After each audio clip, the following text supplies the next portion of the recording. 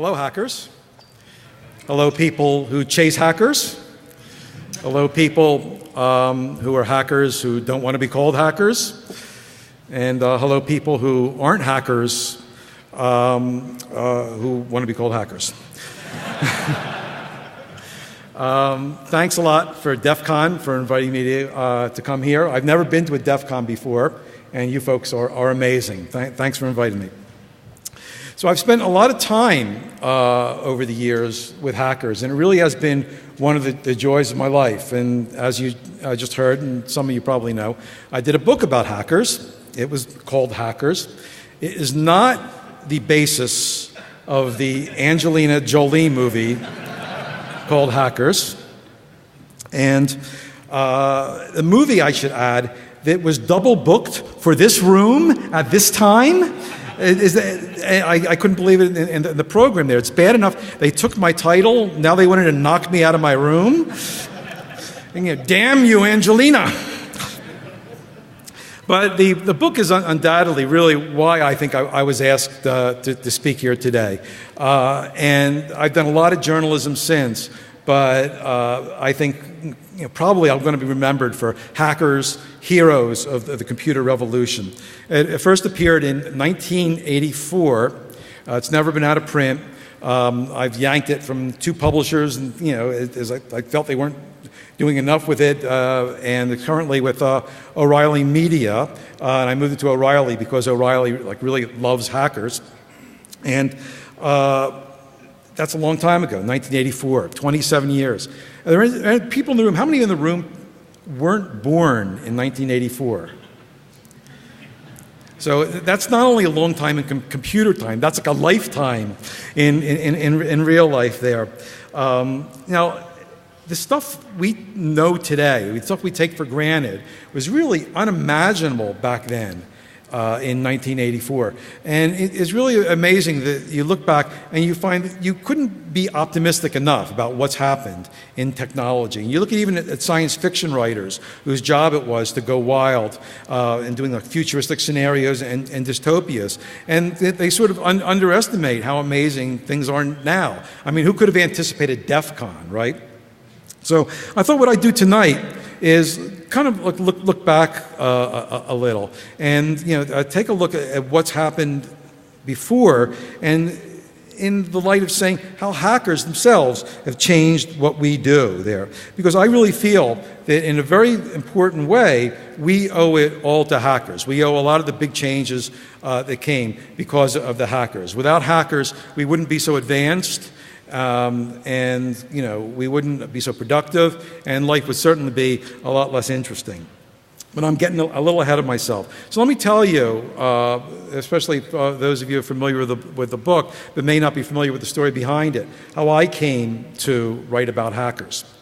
So again, we're going to go back in time here. Like Ronald Reagan was in the White House, and a lot of us are trying to figure out what happened to Luke Skywalker at the end of The Empire Strikes Back. And, it's like a long time ago. And I was a freelance writer back then. And as an English major, what else do you do? But I wasn't writing at all about science and technology. I never even took a science course in college. I was writing about the usual stuff like murders and sports and music. And if you'll allow me one digression totally away from the subject there, the coolest thing I did in that period, as I said, I wrote sometimes about music. And I was writing an article for the Philadelphia Inquirer Sunday magazine about reggae music. And a guy in my food co-op insisted that he could get me an interview with Bob Marley. And miraculously, it happened. He got me an interview with Bob Marley. And I asked Bob Marley, I said, Bob, how can I explain to the readers of the Philadelphia Inquirer Sunday magazine what reggae is? And he, paused a little, and he raised his hand. He said, you know that quiet that happens before the hurricane is coming? That's reggae. Oh, pretty cool. Yeah. Well, back to the hacking. All that stuff changed. My whole course of my career changed in 1981, 30 years ago, when I got an assignment from Rolling Stone magazine to write about computer hackers. And I didn't really know what a computer hacker was. And as a matter of fact, I'd never even touched the computer. It was possible back then to reach adulthood without touching a computer. Now you can't reach age 2 without touching a computer, but that's the way things were back then. So I tried to look up what a hacker was, and it was kind of difficult. There wasn't much about it. But I think if there were a dictionary definition back then of what a hacker was, it would be this. Hacker, antisocial nerd, by and large a loser who's addicted to computers. Maybe dangerous, but mostly a booger-stained curiosity. Okay, I thought I could write that story. So I did more research. And one of the things I found was an article in a magazine called Psychology Today. It was called The Hacker Papers. It was a cover story. It was written by a guy named Philip Zimbardo. He was a Stanford professor who was writing about his students. And he thought that hacking was an unhealthy abyss that the unsuspecting students would get sucked into. And this is literally what he said. He said, fascination with the computer becomes an addiction. And as with most addictions, the substance that gets abused is human relationships. Well, that impression, pretty negative one, was seconded in a little more extensive treatment of hackers I saw, still not too much, in a book by a former MIT professor called Joseph Weizenbaum. Now, Weizenbaum is best known for this program called ELIZA, which is a faux artificial intelligence program that sort of emulated a therapist, and you would talk to it. Amazing number of people were fooled. But he also wrote a book called Computer Power and Human Reason, and he had a passage that actually became quite notorious at MIT about hackers, and it was not very flattering. Let me read you this passage there. Bright young men of disheveled appearance, often with sunken, glowing eyes, can be seen seated at computer consoles, their arms tensed and waiting to fire their fingers, already poised to strike at the buttons and keys on which their attention seems to be riveted as the gamblers on the rolling dice. When not so transfixed, they often sit at tables strewn with computer printouts, over which they pore like possessed students of a Kabbalistic text. They work until they nearly drop, 20, 30 hours at a time. Their food, if they arrange it, is brought to them. Coffee, Coke, sandwiches. If possible, they sleep on cots near the printouts. Their rumpled clothes, their unwashed and unshaven faces, and their uncombed hair all testify to the fact that they are oblivious to their bodies and to the world in which they move. These are computer bums, compulsive programmers. Well, this is straight out of Dostoevsky, right? You couldn't imagine a more gloomy and depressing bunch of people. I mean, Angelina Jolie shouldn't portray one of these people. She should adopt one of them.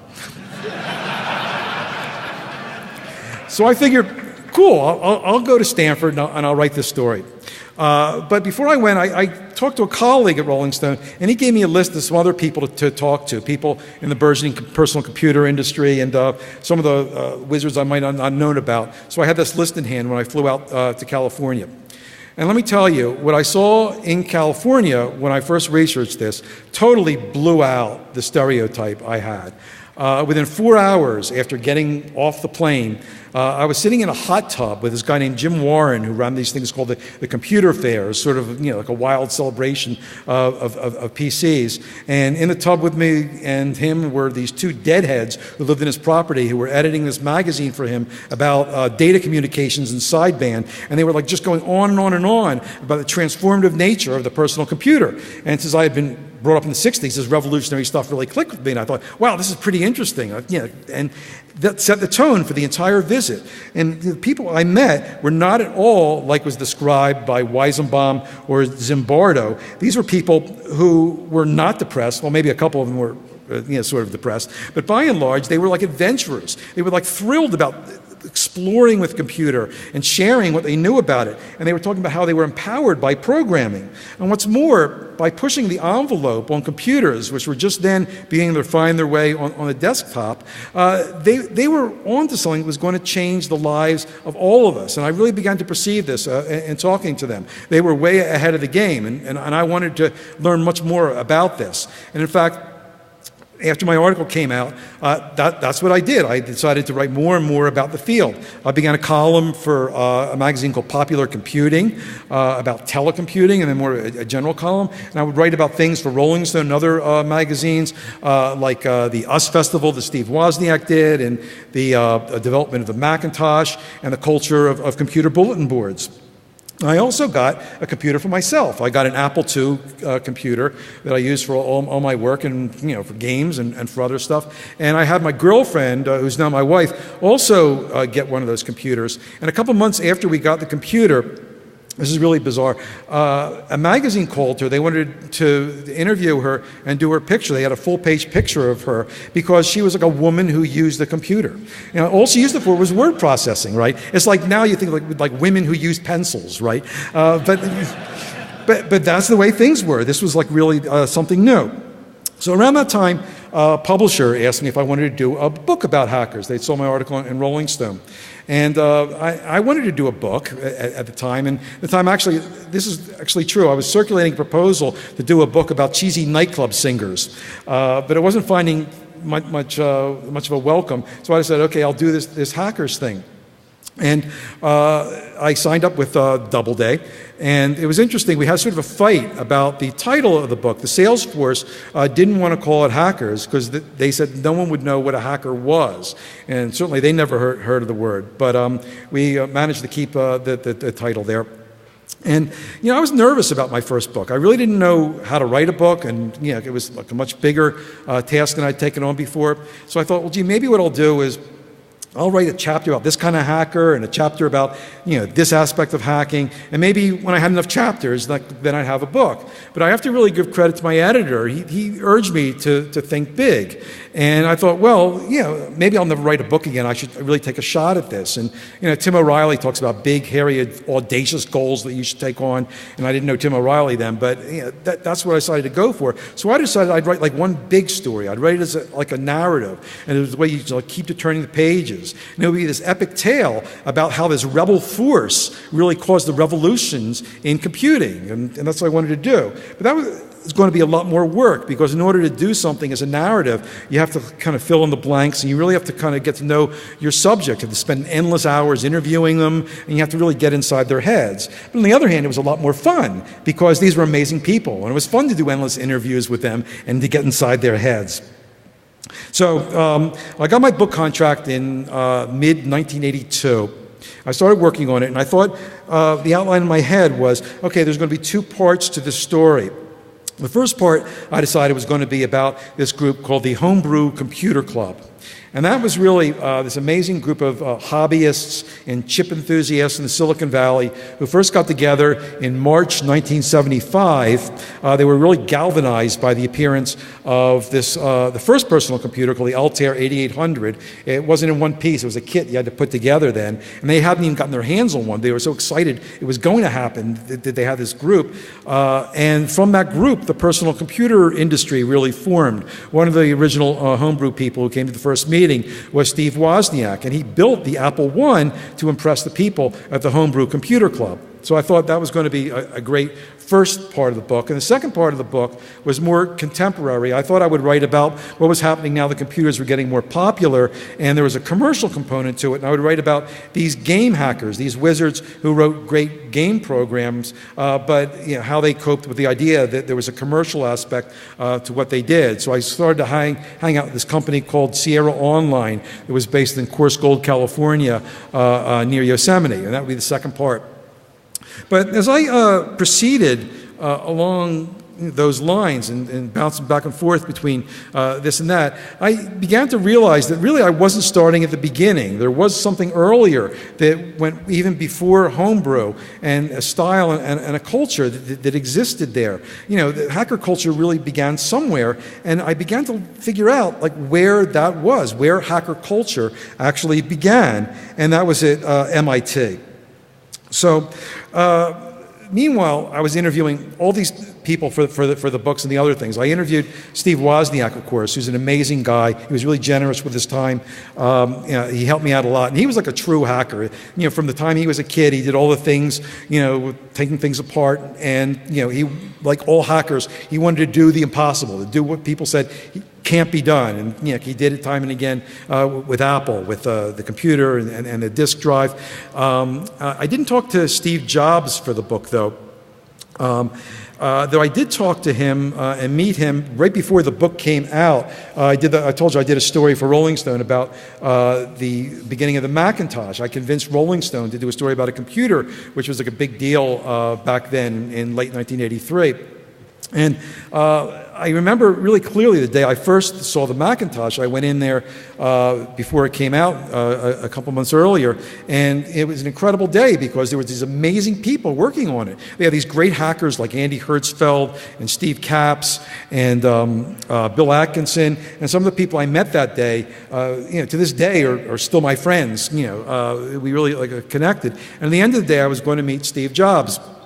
And it was about 5 o'clock. We were going to go out to dinner, and he was going to give me an interview over dinner. And he showed up at the appointed time. And before we even said hello, and we got to his car, he started saying, Rolling Stone. Rolling Stone's really going downhill, really big time. And I was just in a plane, and I saw the latest issue of Rolling Stone have this cover story about MTV, and it was a total piece of shit. And he kept going on and on and on about that. And sometimes people talk, and you want to get into something word and edgewise. You have to wait, they take a breath. And I just really wanted to interrupt and tell him, before you go too far, I wrote that story, Steve, about MTV.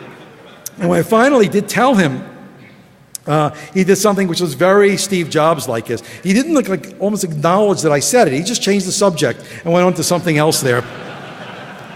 That was fun. And actually, over the years, I've had many conversations with him and had a great relationship, but we never talked about MTV.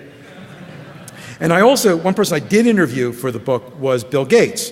I interviewed him in early 1983. He looked like he was about 13 years old. I remember he was sitting there using a mouse, which is a kind of unusual thing back then, using it with DOS, which is kind of odd. And Bill, some people are critical of him, but he really was a real hardcore hacker. And then again, you look at his past, and typical hacker kinds of experiences. And even after he stopped coding at Microsoft, he would examine the products and sort of evaluate them, how good they would be if he did it. And very few things met up to that standard there. He was hardcore in everything. I had a lot of conversations with him subsequently, and I remember one time in particular, we had a disagreement about the meaning of the word antitrust. And that was at a time when that was sort of an emotional issue with Bill, and he threw a pencil at me. And that was sort of like a legend in Microsoft PR circles. So anyway, once I realized that MIT was going to be an important part of my book, I had to go there. And that really led to that first section of the book called True Hackers, which I feel, and I think a lot of other people feel, is really the most important part of the book. Because at MIT, it was really the beginning of the computer culture that persists to this day. And I guarantee you that DEFCON would not be what it is if we're not for the culture that those people invented at MIT. So let me tell you how that started there. It all began in a building called Building 20. And this is like a structure that came up during World War II. And the architect who built it, later wrote that this building was made, just to last through the war and for perhaps 6 months afterwards. And of course, the building lasted until 1998, when it got knocked down to MIT wanted to build the Lab for Computer Science, which was this big building designed by Frank Gehry to look like it was sort of falling down. And the building actually is sort of falling down, as it turns out. They have a big problem with it. And the building, of course, is named after Bill Gates. So Building 20 was the home of a lot of things at MIT. It was the home of their nuclear lab and other things. But it was also home of a lot of student clubs that were headquartered there. So one of these clubs was called the Tech Model Railroad Club. The members called it TMRC, is the way they pronounce the acronym there. And if you were wandering the building, Building 20, look in the hallways, you'd see the sign for the Tech Model Railroad Club, and you'd go in there, and you'd be amazed because there was this amazing train layout there. It was very elaborate, sophisticated train layout with all these mountains and different locomotives chugging along, and little people and things like that. As nice as you can imagine. And there were a lot of people at Temurk who specialized in paper mache and painting and doing renovating the locomotives and doing all of the things that you do if you're a train hobbyist. But then there was another contingent of the Model Railroad Club that was called S&P. That stood for Signals and Processing. And these people weren't much concerned with what went on at the top of the table. They were concerned with what went on underneath the table. So if you looked under the table, you would see something like amazing. It was this incredible tangle of like wires and cables and transformers and even stuff like telephone step switches and crossbar generators and things like that were donated by Western Electric's college gift plan and other things they scrounged out from junkyards there. And it was the most elaborate system you could imagine that enabled you to do amazing things on top of the layout. Things like having multiple people control different trains at different parts of the track, and you could use a telephone dial to dictate where you wanted the train to go on the track. And the S&P people called themselves hackers. And, they were totally technical people who called themselves hackers, and I have not been able to find any earlier group of technical people who used that term to describe themselves. So where did that come from? I figure there was a part of it was that MIT used the word hack as a synonym for prank. So when people painted the big dome in the main building, that looked like a beanie or something like that, they called that a hack. And the other part of the term was like you hack with an axe. It was sort of a self-deprecating way to describe what they did when they worked for those 12-hour sessions, to work for these weird things underneath the table there.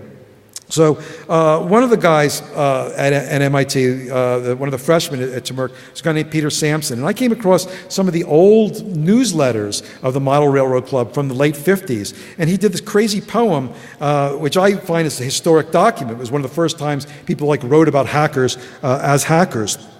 So let me read you just a little of Peter Sampson's poem after I hydrate. It goes, hacking even as an ignorant freshman acts, who has never lost occupancy and has dropped out, hacking the M boards, for under its locks are the switches, and under its control the advance around the layout. Hacking the grungy, herring, sprawling hacks of youth, uncabled frying diodes, proud to be switch thrower, fuse tester, maker of routes, player with railroads, and advanced chopper to the system. Sort of Walt Whitman-esque in this scope there.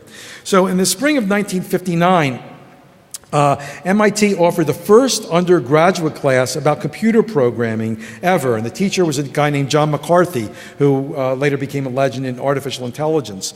And the hackers, the Temurk hackers, of course, were all in this class. They all wanted to take it there. They were kind of disappointed because the computer that was accessible to them was this big IBM 704, which was, like most computers at the time, accessible only by these punch cards that you would have to hand to the priesthood that, watch the computer there. So they couldn't get direct access to the computer, and that just wouldn't do. But a few months later, Lincoln Labs, which was a part of MIT, sort of run by the defense agencies, donated this computer to MIT, and this was an interactive computer. It was $1 million thing called the TX0, and they asked the hackers from Temurk to write some of the system software, some of the debuggers and compilers, and of course they said yes, and this really transformed them because they could work interactively and they can do all kinds of things to it, and they could have extended access to the computer there. So besides the debuggers and compilers, they did the kinds of things that you couldn't do on the computer. As I said before, like Steve Wozniak, and really like any hackers, the people love to do the impossible. So they did stuff on the computer that you couldn't do, or other people said you shouldn't do. For instance, one thing they did was they decided to use the computer to process text. And they made this program called Expensive Typewriter, and that was really the first word processor. And another hacker decided to do his math problems on the computer. Not like heavy crunching programs, but the kinds of stuff he did in his classwork. And it was sort of a precursor to the first spreadsheet. And he handed in his homework to the teacher. He printed it out, and the teacher gave him a 0 because he said, "This can't be done on a computer. It must be wrong." So a couple of years after that, a new company called the Digital Equipment Corporation donated a prototype of one of the first mini computers, the PDP-1, to MIT, and they asked the hackers to write some of the system software for that, and they did that. They rose to that challenge, but they also did something which was different. They came across the first interactive computer game. It was called Space War, and it was real time and graphics, and that game, like all the programs that they did, were done as a collaboration. Now, with both the TX0 and the PDP-1, they would write their programs on paper tapes. And the paper tapes would be stored in a drawer. And anyone could go into the drawer and get the tape and run the program and look at how the code was written and then improve the program and then cut a new tape, and that tape would be the new program there. There was no idea of intellectual property or who owned it. The whole idea was to share all the information, because from the moment that TX0 really got there, their goal was to learn as much as they could about it and share that information with each other. That was the highest value that they had. So that really formed the idea that information really should be free and should be shared with each other there. Now, spending time with those hackers, I came to realize, the hackers at MIT, I came to realize they had a lot in common with the other hackers I had talked about in the other sections of the book, with the sections of the Homebrew Computing Club, and even the hackers who were working like for a living, working for Sierra Online. A hacker is a hacker is a hacker, and I realized that hackers have this shared set of values that was pretty consistent, no matter who they were, how old they were. So I came to call that the hacker ethic, and I put that in the book, and it had a number of principles to it. But really, the most important one was the one I just referred to: is that information should be free. And of course, I'm not talking about free as in not costing anything, because at that point, especially for the MIT, people weren't charging for software anyway. That was an alien concept. But free in the way that you should share it all, and also free in the way that information should move as freely as possible, both in the computer, and this is something the way hackers thought, outside the computer as well. One of the precepts of the hacker ethic was that you have to resist bureaucracy, because bureaucracy keeps you at a distance, at a remove from information, and the lack of bureaucracy makes for a free flow of information there. So those feelings even extended to physical systems. Now here at DEFCON, I'm really interested. You've got like a lock hacking village, and it's like a big deal now to do lock hacking here. But let me tell you, at MIT, they were first in lock hacking there. The hackers, felt that locks, whether on computers or on doors, kept them away from information they needed. So they started their own lock hacking community there. A lot of them took courses in locksmithing so they could learn more, and they can get licenses to get the special blanks that only locksmiths could get hold of. And pretty much they were able to get into pretty much anything at MIT. And one of the hackers explained it to me, and I actually want to give this extended quote because I think it even extends outside of lock hacking and outside of that time period in the 50s and 60s there. This is a guy named David Silver. And as he explained it to me, this was ultra highly clever warfare. There were administrators who would have high security locks and have vaults where they would store the keys and have sign-out cards to issue keys. And they felt secure, like they were locking everything up and controlling things and preventing information from flowing the wrong way and from things being stolen.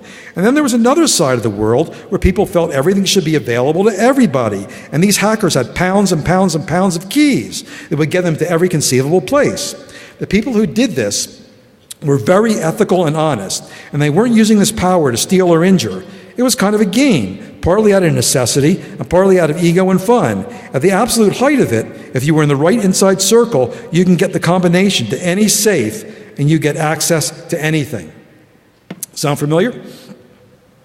Now, at one point, it got so the administrators felt they had to ramp up the warfare. So they got this Class 2 safe that was certified to keep classified secrets for the government. And they felt the hackers could never get into that. And of course, you can't say to hackers, you can't get into that. They actually went to a junkyard where the government got rid of stuff, and they found their own Class 2 safe. They dragged it up to Tech Square, where like a lot of the hackers were then, the artificial intelligence lab, and they took it apart with acetylene torches and figured out how all the tumblers worked and things like that. And they were able to reverse engineer it and break into the administrator's safe there.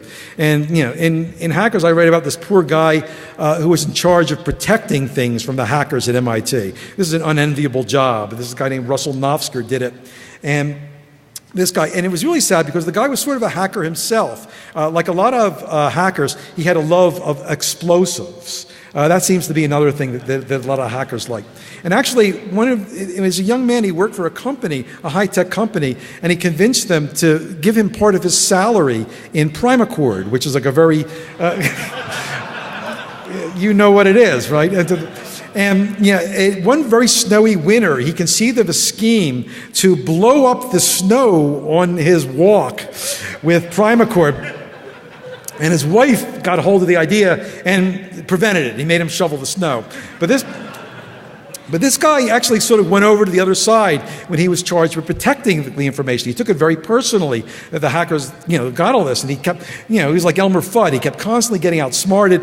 And finally, he sat down and he declared a truce. He said, you know what, I give up. I'm standing down. But please, let's do it this way. So sort of like, don't ask, don't tell. I'll let you go where you want, but be righteous about it. Don't cause trouble where you go, and don't talk about it to people. If you happen to go climb up on the ceiling and drop into a locked room from the ceiling, just look around and don't cause problem, and then lock up and clean up after yourself, and don't let people know that you were there. It's important to create the illusion of security, and that's all we need there. So don't you think a lot of companies today sort of use the illusion approach to security there? That's another story there. So, of course, it was a given that those hackers were honorable. Yeah, sometimes when they got on a computer and they were unauthorized to do it, sometimes the computer would crash. But they didn't necessarily mean for the computer to crash. And sometimes when they borrowed tools, the tools would get broken, but they didn't mean to have broken. It was, sometimes those things happened, but generally, they were righteous, like they were ethical. And I have to say that amazingly, a lot of that ethical standard still persists to this day. One of the people I spoke to for hackers, it was he's in the last chapter of the book, was a guy who actually was virtually living in Tech Square, one of the MIT buildings at the time. And I was the first reporter to ever talk to this guy, and he told me this amazing story about his time at the MIT AI lab, and his goals and his visions. And this guy was like Richard Stallman, who you all know, of course, as the founder and conscience of the open source movement there. And I find it amazing that Stallman's teachings, as it were, have gone so wide and touched so many people there. And to me, that's a sign of really, how lasting and resilient the hacker ethic really, really was. Now, I can't overestimate the importance of the hacker ethic and the values of hackers to computers. We owe it all to the hackers. And I talked about, in things like word processing and other things, but also the nature of the PC from homebrew and from other things. Unlike those mainframes, the IBM 704, personal computers are built on a more open kind of system there. And again, Homebrew Club, it was those hackers. And when IBM decided to do their PC, they adopted the hackerish method to do it there. And then when the internet got developed, those were people who did their work in hacker hotbeds. Those are people who totally signed on to the free flow of information. And that was the design principle of the internet. And that's what we have here. And I don't think the internet would have been anywhere near as successful had it not been developed on hacker principle. We owe it all to the hackers. Now let me talk just a bit about what's happened to the word hacker, because I get comments on that a lot. Now, when I wrote Hackers,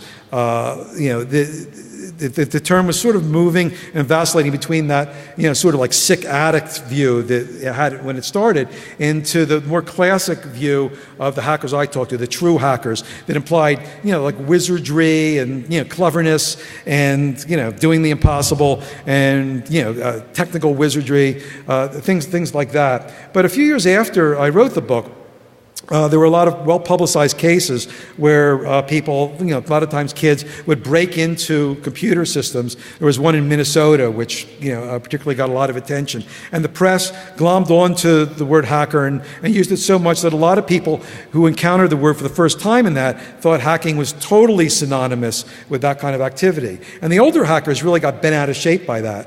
There was this thing called the Hacker Conference that first started actually after my book, when Stuart Brand gathered a lot of people together and the whole Earth people to join the generations of hackers. Well, this happened every year, and people, they were outraged at this. And one year the CBS News came and they did a report, and they made these people look to the viewers like they were the kids who broke into the computers, and they didn't do that stuff, and they were very offended there, and they wanted to write letters and somehow get the language police on there and and roll back what happened there. And it was futile and I guess almost silly to think that you could do that, because language takes its own course, and it turns out it's kind of useful to describe activities in that way there. And I think really what's happened there to the word hacker is I look at it as a tree with a lot of branches. And on one hand, there's this branch with the classic sense of the definition, which exists. And then there's these other branches with, like the definition that implied, sort of like a darker side and, darker and maybe even more dark. And there's certainly one branch which goes for, malicious stuff and cyber warfare and people who work for Rupert Murdoch and, things like that. And then there's, sort of like the Bob Dylan branch. And I named that after, the 1966 song, Absolutely Sweet Marie, where Bob Dylan said, to live outside the law, you must be honest, right? And that's, maybe that's the DEFCON branch, because, like a lot of people here, I don't want to speak for you, but it seemed to be on that number there, like, where, like maybe the letter of law isn't so important as doing the right thing and being ethical there. So for the 25th anniversary of the book, I did that revision for O'Reilly, and I went back to some of the people who I interviewed originally, like Bill Gates and Richard Stallman. He's no less unique than he was before. He wore, unlike the first time, he wore this big gown, and he had this, kind of like a crazy suit, because he's now this apostle of hacking. That was interesting. But I also talked to some people who I probably would have talked to if I were doing the book now. And there were people like Mark Zuckerberg, who is the founder of Facebook. And I was really interested to find that he loved and embraced the word hacker. And he told me that he wants Facebook to be a great hacker company. And he was like returning to that original branch, the branch of wizardry and, like being really clever and really dedicated and finding great solutions there. And it's interesting also to see how the word hacking has now sort of come to mean, even apart from technology, just the idea of using cleverness and maybe a subversive way to, hack something maybe not technical, like hack Washington or hack DNA, and the life hacking movement there. So I find it, really encouraging that, this movement is sort of, coming back in a circular way to that kind of optimism there. And, I have to say I've never been more optimistic about the whole concept of hacking that I am now. And I just feel really lucky that I stumbled on this topic, and I'm so privileged to have learned from hackers, for over these years. And I think I've also had like the best readers in the world, and I'm really grateful for them. I can't tell you how many times people have come up to me and told me that reading Hackers has meant something to them and affected their lives. There's people who say that, well, I grew up in this isolated area, the rural area, and I didn't know there were people like me, and it was great to hear that. And other people said they changed their careers after they read Hackers, and some people say they dropped their careers after they read Hackers, and that was kind of cool too. And a lot of people ask me, well, how come you don't write a sequel to Hackers? And I answer, I think, well, I think I've been doing nothing but writing sequels to Hackers since it happened. If you look at the books I've written since, almost all of them deal in some way with hackers and the stuff hackers do. When I wrote about how the bottom-up biological processes, applied to computers, led to artificial life. The people I talked to, in large part, were hackers there. And of course, I wrote a book called Crypto, and the people behind that revolution in cryptography and public key cryptography, were from that same building, Tech Square at MIT, who developed public key and really took on the NSA to establish that. On Sunday, as a matter of fact, Whit Diffie, who's one of the subjects of my book, is speaking here at DEFCON, and I strongly urge you go and see him. He's really an amazing person there. And of course, I wrote a book about the Macintosh. I mentioned before about how the Mac hackers had such an impact on computers and the way we do computing. And my most recent book was about Google, which of course is a hacker haven. And it has a reference built into the business plan. Now, I have to admit, though, back when I wrote the book, when I published the book, I was somewhat pessimistic about the future of hacking. I was sort of worried that commercialism would have its effect on hacking, and I thought that because computers becoming so popular, maybe the passion of hacking might be watered down somewhat.